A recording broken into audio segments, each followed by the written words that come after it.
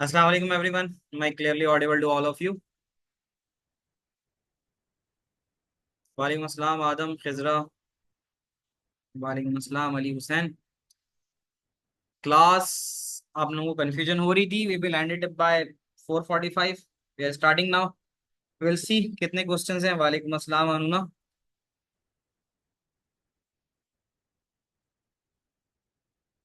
So let's start with this. Logic gates में हमारे पास जो डिफरेंट टाइप के क्वेश्चन है, one of them is to convert a circuit. Can write down here circuit to truth table. Circuit to truth table. Now we are going to start it from here. You all no कि हमने करना क्या है। इसमें सबसे पहले we will सी, हमारे पास यहाँ पे तीन चीजें मौजूद हैं। आपके पास सवाल आएगा तो आपने सबसे पहले ये देखना है कि कितने इनपुट है। So first you will calculate how many inputs you have.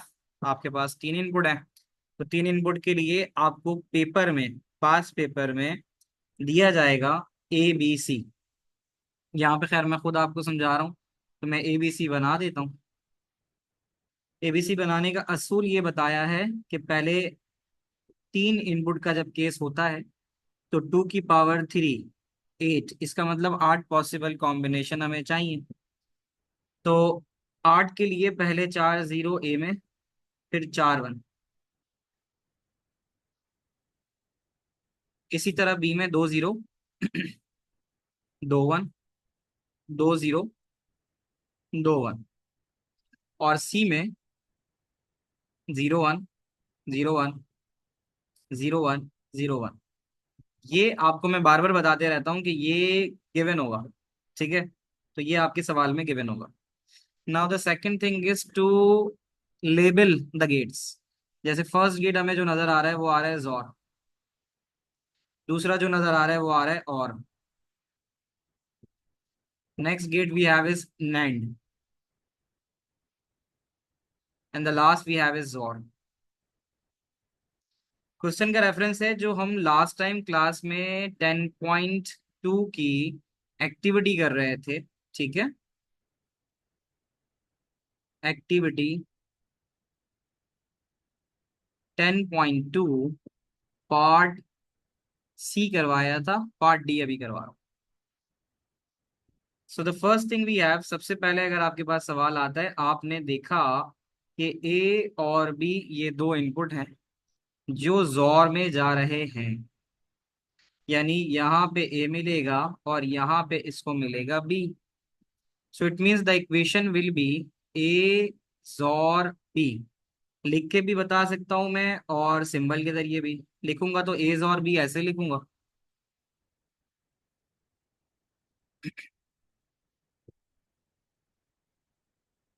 A XOR B, I think हाँ ठीक है। तो एज और बी ऐसे लिख सकता हूं मैं, एज और बी। और अगर मैं लिखना चाहता हूँ, एज और बी लिख दिया मैंने। और अगर मैं सिंबलिक वे में लिखूंगा तो ए सर्कल में प्लस डाल के बी बना दूंगा।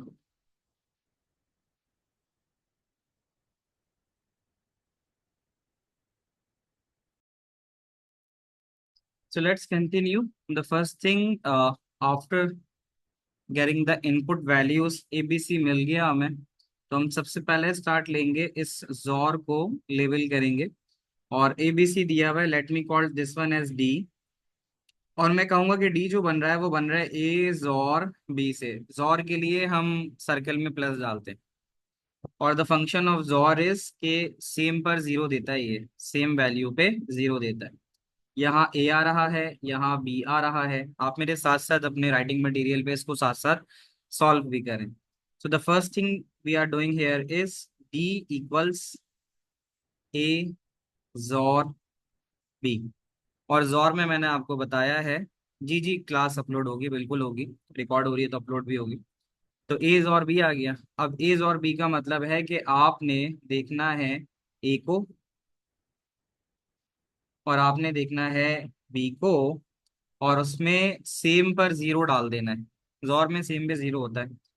यहाँ सेम है, यहाँ सेम है, ठीक है, ये दो जगह पे सेम मिल रहा है। तो मैं यहाँ पे 0 और 0 डाल सकता हूँ। फिर इसी तरह ये और ये सेम नहीं है, मैं यहाँ 1 डालूंगा।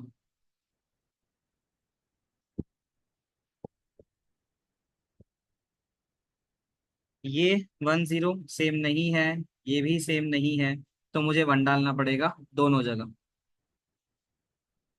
और सबसे लास्ट में देखूं तो ये 1 1 है और ये भी 1 1 है, सेम है। तो सेम पर मुझे डालना होता है, तो I will write it down 0 है। तो ये बेटा हो गया हमारा first part, that is D, और हमने यहाँ पर इसको किया कवर यहाँ तक। So ultimately we reach here at D, यहाँ हमें डी बन के डी मिल रहा है। एंड फॉर और गेट, अब हम नीचे आ जाते हैं, ऊपर वाला गेट हमारा हो गया। अब इस जगह पे देखो, ये जो मैं हाईलाइट कर रहा हूँ ए को, ये ए आ रहा है यहाँ, तो इस पे ए मिलेगा और यहाँ इसे सी मिलेगा। मैं लेबल कर दूं कि ये ए और ये सी। तो डी तक तो मैं चला गया था, I will call this one as E, और ई के लिए मुझे ए को और कराना होगा सी के साथ, यहाँ पे सी लिखा हुआ है। तो now next in line I am going to write E, and that will be equals A or C. ये आ गया। अब ए और सी के लिए हम बी को नहीं देखेंगे, we will see this A and then we will see this C. और इन दोनों में हमने ये देखना है कि और का मतलब एक भी वन तो सब वन, एक भी वन तो सब वन। अब हम इसे जब करने के लिए जाएंगे तो ये टिक लगाया मैंने ए पे और ये लगाया सी पे, दोनों पे 0 0 होने पे 0 मिला। फिर ए पे 0 लेकिन सी पे 1, तो 1। फिर यहाँ 0, यहाँ 0, 0, यहाँ 0, यहाँ 1, तो 1। और आखिर में आप देखो ए पे 4 1 आ रहे हैं, तो मुझे आगे देखने की जरूरत ही नहीं है, क्योंकि और पे तो एक 1 तो सब 1। अगर ए पे 4 1 आ गए तो मुझे फिर सी को भी देखने की जरूरत नहीं है। So now I have completed my E, so I am going to write here E. ये हो गया। अब आप देखो कि ये जो ई मुझे मिल रहा है, that is going to be the input before NAND. अब ये ई मुझे तो मिल गया। अब जब मैं इस नैंड गेट पे पहुंच रहा हूं, तो मैं कह सकता हूं कि मेरा एफ बराबर है डी, और नैंड के लिए मुझे डॉट लगा के, यानी नैंड से पहले एंड करना है, तो बेसिकली डी और ई का एंड करके इस पे बार लगाने का मतलब होता है कि हम नैंड कर रहे हैं। सही है? मुझे यस नो करके बता दो, मेरी बात अब तक की पिछली सारी समझ में आ गई, और ये वाली बात भी जो मैंने बताई। नैंड गेट के लिए पहले एंड कर लो, एंड को उल्टा कर दो, तो फिर आप इजीली नैंड हासिल कर सकते हो। तो डी और ई का नैंड हो रहा है, तो इसका मतलब है डी डॉट ई लिख के इस पे बार लगा दो, तो इसका मतलब है ये उल्टा हो जाएगा। तो अब हम डी और सर ई, आपकी सर आपकी एक बात समझ नहीं आई, जो आपने डी ई और एफ लाए, ये कहाँ से लाए? मतलब इसके अंदर तो ये नहीं लिखा हुआ था। नहीं ये खुद मैं लेबल कर रहा हूँ ना आपकी आसानी के लिए, इसमें नहीं होगा ये। आप उसको I1 I2 I3 I4 बोल दो, A1 A2 A3 ठीक है, A4 ठीक बोल दो, ये अपनी मर्जी से आप लिख सकते हो। इससे आसानी हो रही है ना, इससे आपको पता चल रहा है कि currently what are you solving now in this type of okay. Question. It is necessary to write logic expression. नहीं, लाजमी नहीं होती, अगर सवाल में लिखा है लॉजिक एक्सप्रेशन लिखो तो लिखना है, अगर ट्रुथ टेबल बोल रहा है तो फिर ट्रुथ टेबल लिख लो। सही है जी, आगे ओके। जाता हूँ मैं। ठीक है। तो अब हमें जो नेक्स्ट चीज करनी है बच्चों, वो करनी है हमें D dot E, but every different gate has its own different recognition, बिल्कुल ऐसे ही है। तो तभी तो मैंने ब्राउन से जो कुछ लिखा हुआ है उस गेट के बारे में लिखा हुआ है। तो खैर नैंड पे अगर हम जाते हैं, अगर हम नैंड पे जाते हैं तो हमें डी और ई करना है एंड, और उसको उल्टा करना है। तो डी और ई आपको नजर आ रहा है, देखो ये डी है और ये ई है। पहले एंड करो, एंड का मतलब है दोनों में 0 तो सब 0, फिर उसके बाद उल्टा कर देते हैं। तो मैं पहले डी और ई निकालता हूँ आपकी आसानी के लिए, डी डॉट ई, और मैं नाम इसे देता हूँ एफ। यहाँ आप देख सकते हो जो मैंने नाम दिया है एफ दिया है, सिर्फ आपकी आसानी के लिए, ठीक है? या आप I1 I2 I3 I4 ये कुछ भी कर सकते हो, ये आपके ऊपर डिपेंड करता है। तो अब मैं इसे कह देता हूं जनाब कि f बराबर है डी डॉट ई, पहले ये निकाल देता हूँ। अभी मैं बार नहीं लगा रहा, ठीक है, बार अभी नहीं लगाया मैंने। तो मैं एक काम करता हूँ, क्योंकि एफ जो था वो डी डॉट ई का बार था, तो मैं अभी खैर बार अगर नहीं लगा रहा तो मैं एफ भी नहीं लिखता, मैं सिर्फ मेंशन कर देता हूँ कि मैं डी डॉट ई कर रहा हूँ। डी डॉट ई, डी डॉट ई का मतलब है दोनों में कहीं भी जीरो आ जाए तो जीरो कर दो। तो जीरो जीरो पे जीरो, जीरो वन पे जीरो, यहाँ ये वन आ गया तो जीरो, यहाँ पे दोनों वन है वन, यहाँ दोनों वन है वन, यहाँ दोनों वन है वन। आखिर में इन दो जीरो की वजह से यहाँ जीरो आ जाएगा।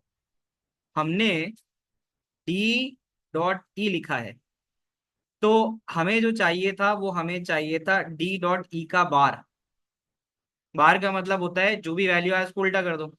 तो अब मैं, क्योंकि मैं डी डॉट ई निकाल चुका हूं, तो मैं एफ बराबर है डी डॉट ई का बार लिख दूंगा। इसका क्या मतलब होगा, इसका मतलब होगा ये जितनी वैल्यूज आ रही हैं, ये मुझे सिर्फ इनको इन्वर्स करना है।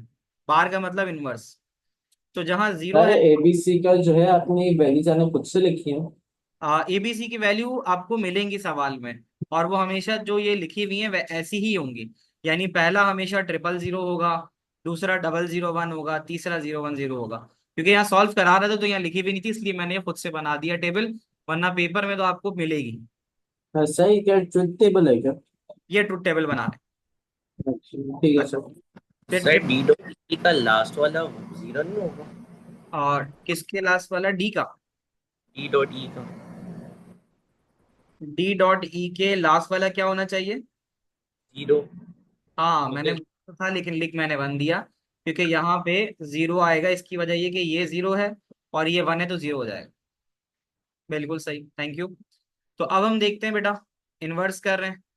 तो इन्वर्स में इस वन की जगह जीरो, इस वन की जगह जीरो, वन की जगह जीरो, और इन दो जीरो की सर जगह आपने डी डॉट ई ये वाली लाइन क्यों बनाई है इससे पहले? ये डायरेक्ट ये क्यों नहीं किया? सर, ये इस डायरेक्ट इसलिए नहीं किया कि अगर मैं डायरेक्ट जाता ना तो थोड़ा सा बच्चों के लिए कंफ्यूजिंग हो जाता है। तो मैंने ये एक एडिशनल स्टेप डाल दिया। जब आप थोड़ी अच्छी प्रैक्टिस में चले जाओगे आप डायरेक्ट कर लेना। तो मैं नेंड सर करने से पहले एंड सर इसलिए कर देता हूँ ताकि बच्चों को पता चल जाए कि एंड का रिजल्ट ये है, और उल्टा हो के फिर वो ये बन रहा है। जी सर, ये तो क्लियर हो गया मुझे। अच्छा, इतनी स्पेस सर दी भी होती है पेपर में ट्रुथ टेबल में? ट्रुथ टेबल में क्या चीज होती है? हम जैसे इतनी स्पेस दी भी होती है कि हम ये चारों कॉलम्स बना सकें? हाँ हाँ, मैं अभी आपको दिखा देता हूँ, मिल जाएगी, बहुत आराम से मिल जाएगी। मैं तो बहुत आराम से खुला खुला कर रहा हूँ ना, आपके पास वर्किंग एरिया होता है। आगे ओके। बढ़ता हूँ। अच्छा, आगे चलो, अब हम पहुंच गए बेटा यहाँ पे, सही है। तो ये जो हमें मिल रहा है एफ मिल रहा है, तो यहाँ बेसिकली एफ आ जाएगा। देखो अगर ये एफ आ गया, और ये जो दूसरा इनपुट आ रहा है ये आ रहा है सी से, तो बेसिकली यहाँ जो मैं लिखूंगा वो लिखूंगा एफ को और सी को। तो आखिरी स्टेटमेंट मेरी बनेगी कि एक्स बराबर है एफ और जोर विथ सी। यानी एक्स जो बनेगा, अब मैं यहाँ एक्स लिख देता हूँ क्योंकि एक्स मैंने ऊपर मेंशन कर दिया है कि मेरा एक्स जो है वो बराबर है एफ जोर सी के। तो मैं हाईलाइट कर देता हूँ कि मुझे एफ तो ये मिल रहा है और सी ये रहा। तो अब आखिरी चीज कर रहा हूँ तो मैं हाईलाइट कर देता हूँ, आसानी होगी। ये सी है और ये मेरा एफ है।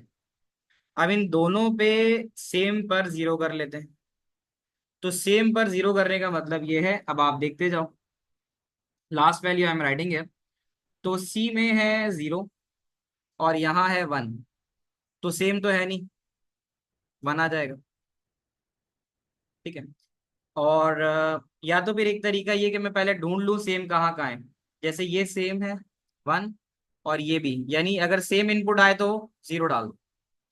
इसी तरह ये सेम है जीरो और जीरो, तो सेम पर जीरो डाल दो। इसी तरह यहाँ पे सेम है वन और वन, तो जीरो डाल दो। अब अगर आप बाकी देखोगे ना, बाकी में यहाँ जीरो है, यहाँ वन है, तो ये सेम नहीं है। यहाँ वन है, यहाँ जीरो है, ये सेम नहीं है। यहाँ वन है, यहाँ जीरो है, ये सेम नहीं है, एक जैसे नहीं है इनपुट। और यहाँ जीरो है, यहाँ वन है, ये सेम नहीं है। तो जहाँ सेम नहीं होते वहां हम आंख बंद करके वन डाल देते हैं। बताइए जनाब, अब समझ में आया? अगर कोई पिछली कोई कंफ्यूजन रह गई थी, is this clear now? Bushra अब आप चेक, यस सर। बुशरा अब आप चेक कर लो बेटा। 10110110, ठीक है। चलें जी, एक काम करते हैं फिर। समझ में आ गया तो अच्छी बात है। सर मुझे एक्स समझ नहीं आया कि आपने एक्स कैसे निकाला। एक्स कैसे निकाला? ये बच्चा कौन सा वाला बच्चा है भाई? तो सर मैं सलमान। चलो सलमान, अब आप खुद मेरे साथ करो। एक्स किसके बराबर है बेटा? एफ और सी। एफ और सी। और उसके बीच में कौन सा गेट है? जोर गेट। जोर का क्या काम होता है? सेम पर जीरो, सेम इनपुट पे जीरो। अब आप जरा यहाँ देखो, ये जीरो है। हमें एफ और सी करना है ना बेटा, एफ और सी। तो अब आप देखो एफ पे यहाँ क्या मिल रहा है, बताओ मुझे। Sir one. वन। यहाँ क्या मिल रहा है? यहाँ पे जीरो मिल रहा है। तो सेम नहीं है, तो जहाँ सेम नहीं होगा वहां क्या डाला जाता है? वन। वन। ये वन और ये वन क्या हो गया? जीरो हो गया। सेम पर जीरो। ये जीरो और ये वन, वन हो गया, ये वन हो गया। सिमिलर नहीं है। वन और जीरो, वन। वन आ गया। अच्छा, जीरो और जीरो, जीरो। जीरो आ गया। वन और जीरो, वन। वन आ गया। जीरो और वन, वन। वन आ गया। और वन और वन, जीरो। जीरो आ गया। अब आ गया समझ में? जी सर। आ गया। एक सवाल आप लोगों से करवाता हूँ, सर ठीक? जी, सवाल है कोई, पूछिए। सर जो एक्स की वैल्यू आ रही है वो 8 बिट्स में आ रही है, तो हम उसको कोई रिप्रेजेंट करेंगे 2 लिखकर या नहीं बाइनरी नहीं, जो ऐसा है कुछ नहीं जैसे। करना। मतलब इसको अब जो पिछला हमने जो वो किया था ना, बाइनरी नंबर या वो सब, उससे फिलहाल भूल जाओ उसको। ऐसा कुछ नहीं करना, ठीक है? तो मैं, okay just sir. Give me a moment, मैं आपको एक सवाल दिखाता हूँ और फिर आप देखो पेपर में कैसे आता है। शेयर करता हूँ मैं आपसे, मिलेगी। तो आप देख सकते हो यहाँ पे, देखो ऐसे ही सवाल मिलेगा, complete the truth table for this logic circuit. Logic circuit given होगा और उसके बाद आपको ये वर्किंग एरिया दिया हुआ होगा। आप अपने स्केल से लाइन खींचोगे और उसको बना लोगे, ठीक है?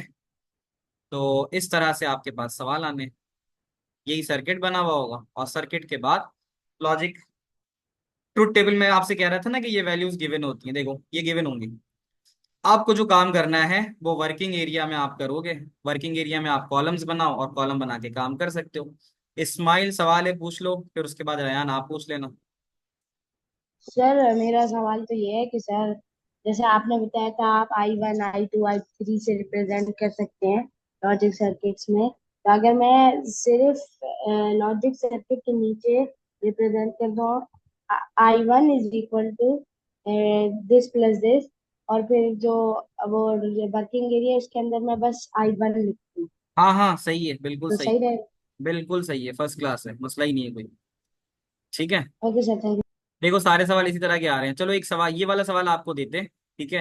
And I will give you 5 minutes, ठीक है? असल यही मसला था कि आप लोगों को उस वक्त समझ नहीं आ पा रहा था कैसे होगा। 10A दे रहा हूँ आपको।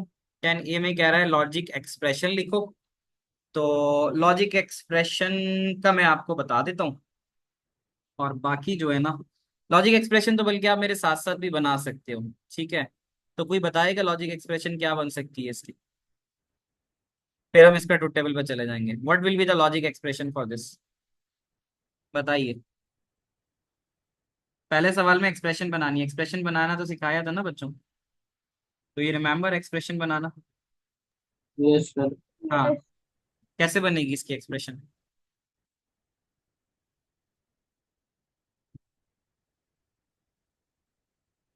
Done sir. इतनी खामोशी छा गई क्यों भाई? क्या बनेगा? सर हो गया चलो सर। एक काम करो, मैं 2 मिनट का पॉज ले रहा हूँ। 2 मिनट में आप चैट के ऊपर 10A की एक्सप्रेशन मुझे बना के दिखाओ, ताकि मुझे पता चले आप लोगों को याद है, समझ में आया नहीं आया। अभी अभी कोई नहीं बताएगा। आप लोग एक्सप्रेशन बना के और चैट पे लिखो। तो मैं देखता हूँ कितने बच्चों को जो है वो ये चीज याद है। जल्दी से डू इट नाउ।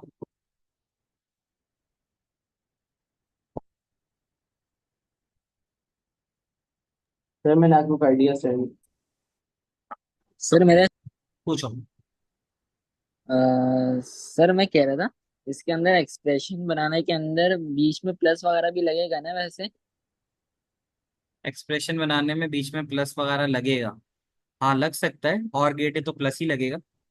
मतलब वैसे, लेकिन इसने पता है एक चीज पूछी है, इसने बोला है लॉजिक एक्सप्रेशन ना, तो इसने बूलियन नहीं बोला। तो लॉजिक एक्सप्रेशन ज्यादा आसान है, वो वर्ड्स में लिखनी होती है, याद आता है, वो तो अच्छा वर्ड। सर मैं हाँ तो फिर आप ऐसा करो ना कि आप रादर देन इसको वर्ड्स में लिख लो, वर्ड में लिखना ज्यादा आसान नहीं होगा? क्या कहते हो?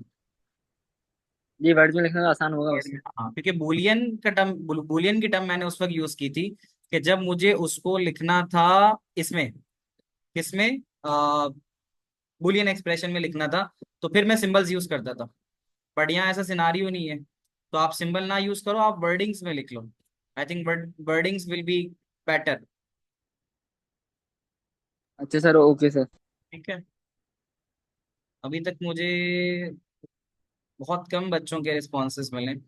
आप लोग लिखो, आप लोग लिखोगे तो आप लोग अच्छा परफॉर्म करोगे। मुझे अभी तक किसी का भी लॉजिक एक्सप्रेशन का आंसर नहीं आया है। सर मैं कह रहा था कि हम्म। ये जितने भी लॉजिक गेट्स हैं आप इनकी तरह नाम इनके ऊपर लिख सकते हैं क्या? नाम लिख सकते हैं? जी। अच्छा, फिर एक मिनट मुझे दो। वैसे तो डिस्कस किए भी थे ना ये। तो पहला जो आपको नजर आ रहा है सबसे ऊपर, चलो मैं यहाँ लिख देता हूँ, लेकिन ये पक्के हो जाओ इसके अंदर, याद रखो इसको, ठीक है। तो पहला तो आपको नजर आ रहा ओके। है not gate. The first one you have is the not gate. आ रहा है नजर? पीछे नजर आ रहा है। ठीक है, तो एक तो पहला वाला तो नॉट गेट आ गया। नॉट गेट के बाद अगला। सर सर मैं कह रहा था मैंने तो आपको जवाब भेजे सुन रहा हूँ। चैट में। चैट में जवाब भेज दिया मैंने इसका मैं 10 देख का। लेता हूँ, देख लेता हूँ, अभी मैं पहले इसको जरा देख रहा हूँ ना। अच्छा, तो हमने नॉट तो लिख लिया। नॉट के बाद जो अगला आ रहा है, यहाँ पे आ जाते हैं, ये जो बना हुआ है इसके अंदर ही लिख लेते हैं।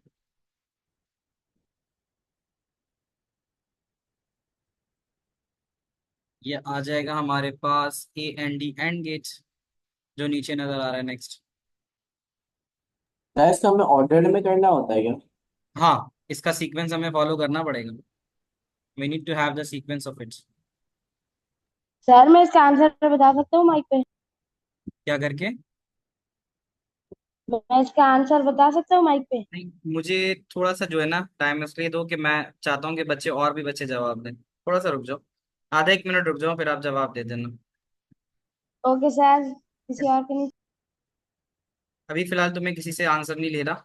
मैं थोड़ा सा टाइम इसलिए दे रहा हूँ कि दे आर डूइंग इट, तो वैसे है आसान।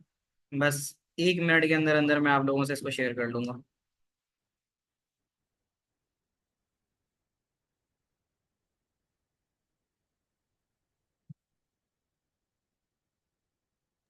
सर पहले एक्सप्रेशन के अंदर से जो पहले मुझे अब तक समझ आया है वो हम मेरे ख्याल से नॉट ए लिखेंगे। समझ में जो आया है पहले लिख लो ना, लिख लो फिर मैं डिस्कस कर लेता हूँ। लिख चुके हो तो बस 30 सेकंड और रुक जाओ, फिर हम डिस्कस करेंगे, देन यू कैन चेक कि आपने कैसा किया। सर हमें जो है अपने वो टेस्ट के हमें वो मार्क्स कब मिलेंगे? ये मिल जाएंगे मंडे तक इंशाल्लाह। मंडे तक अनाउंस हो जाएंगे। आज ओके से सर। मिलना शुरू हो जाएंगे, जो भी है वो आज आपको इंशाल्लाह मिलना शुरू हो जाएंगे। तो टेस्ट वैसे अच्छा था क्या? सही किया है बच्चों ने, अच्छा कर रहे हो आप लोग, पढ़ने वाले बच्चे हो, अच्छा करते हो। सर वो जो कैलकुलेशन वाला था उसकी हमें वर्किंग शो करनी थी क्या? वर्किंग तो शो करनी होती है ना, वर्किंग तो कहीं भी मिस नहीं करोगे। अच्छा। अब ज़ाहिर है एक सवाल मुझे करके दे रहा हूँ, मुझे पता ही नहीं है उसकी वर्किंग कहाँ है, तो मैं कैसे उसको मानूंगा?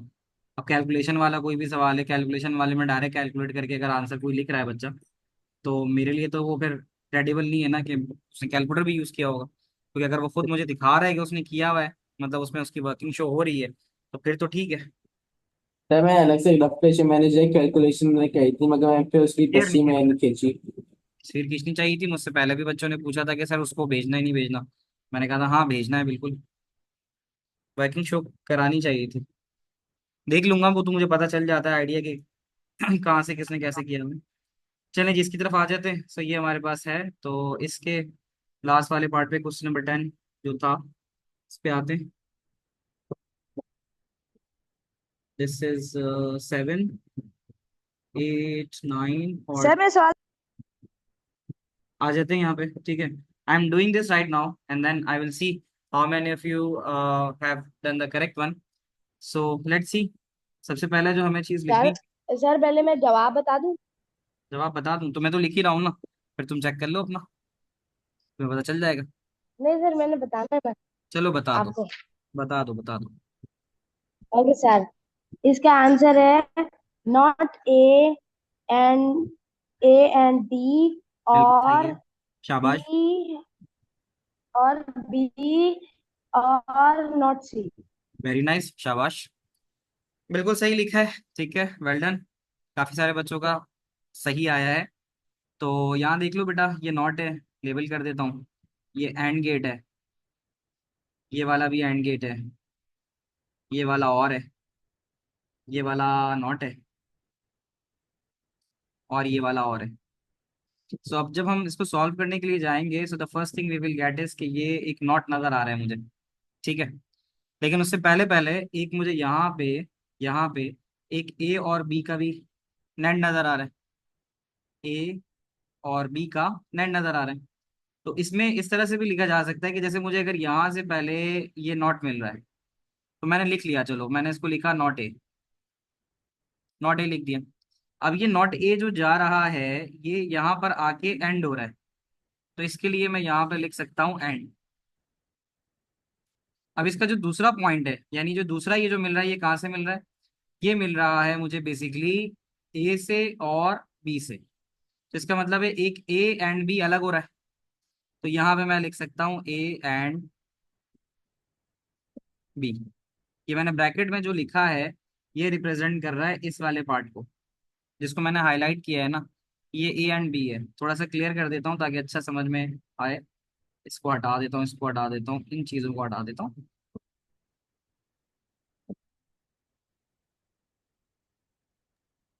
सर मेरा सवाल है। इसके बाद ठीक है, तो अब हमने एक चीज ए एंड बी कर ली। ए एंड बी ये नजर आ रहा है, और ए एंड बी क्या हो रहा है?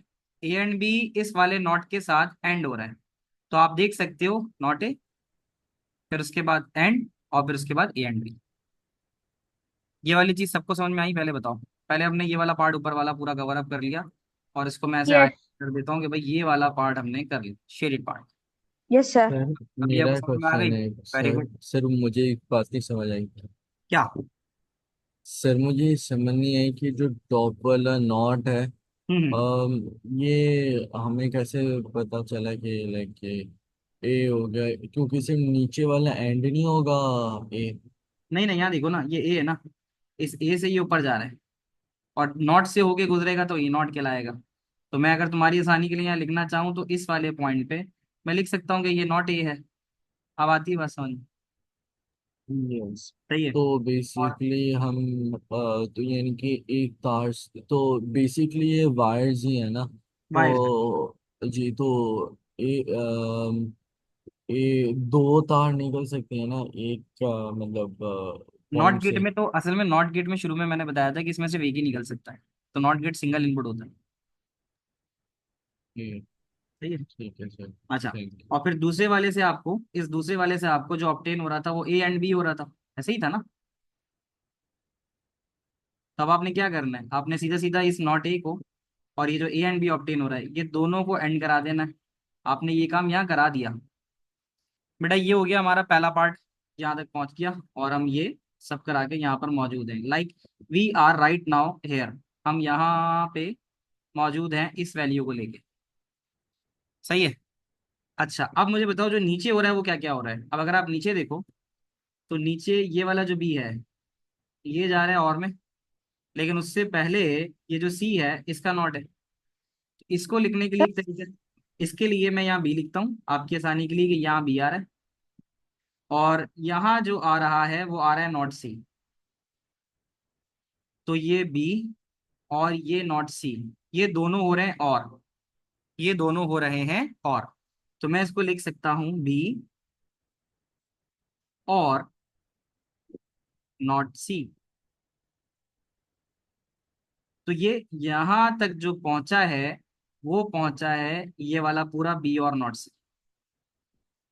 अब आप देखो कि अगर ये वाला जो मैंने एरो बनाया है ये रिप्रेजेंट कर रहा है इसको, और जो ये नीचे बना देता हूं ये वाला ये रिप्रेजेंट कर रहा है इसको।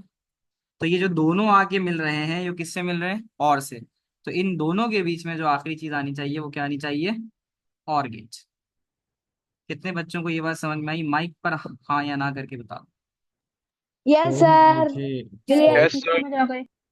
आ गई क्लियर? Yes sir sir. एक तो ये बात इस तरह से, मैं तो सर इसका एक जो बात बनेगा, कंफर्म करनी इसका जो थी। बनेगा वो बनेगा आपका नॉट ए एंड बी, और फिर ब्रैकेट में ए एंड बी, और उसके बाद बी और नॉट सी, और बीच में और आ जाएगा।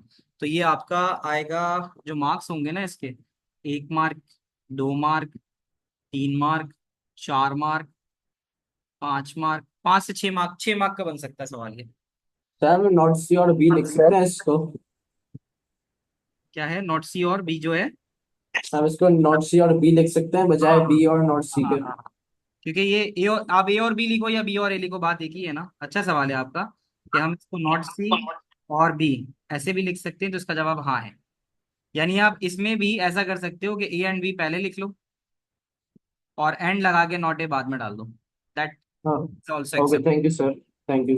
ठीक है बच्चों, सर आप मेरा सवाल था। सर हाँ सर जी, मेरे सवाल पास सवाल पूछो। सर मैं कह रहा था, इसका जो ये दूसरा वाला पार्ट है बी और नॉट सी, ये मैं समझ नहीं आया, समझा देंगे? बी और नॉट सी तुम्हें समझ में नहीं आया? अब तुम मुझे कुछ समझाओगे। हम यहाँ हैं, ठीक है। तो मुझे बताओ कि ये जो लाइन आ रही है कहाँ से आ रही है, बोलो कहाँ से आ रही है? यारी बी से। मैं यहाँ बी लिख दूँ? जी। ये वाली लाइन कहाँ से आ रही है? यारी आ रही है सी से। तो सी का नॉट बन के आ रही है। सी का नॉट मतलब सर? मतलब ये कि यहाँ से, गेट से पहले तो ये सी होगा, लेकिन जब इससे होके गुजरेगा तो नॉट सी बन जाएगा ना। हाँ यही। जी जी सर, ऐसे ही होगा।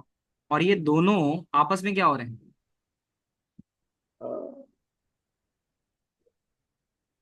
और और हो रहे हैं। तो जो मैंने लिखा है यहाँ पे कि बी और नॉट सी, सही नहीं लिखा?